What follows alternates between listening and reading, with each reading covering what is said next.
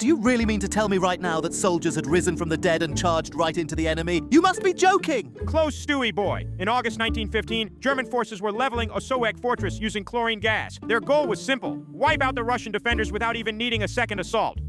Poison gas? That's just absolutely inhumane. Definitely. Chlorine gas was one of the earliest chemical weapons ever used on a large scale.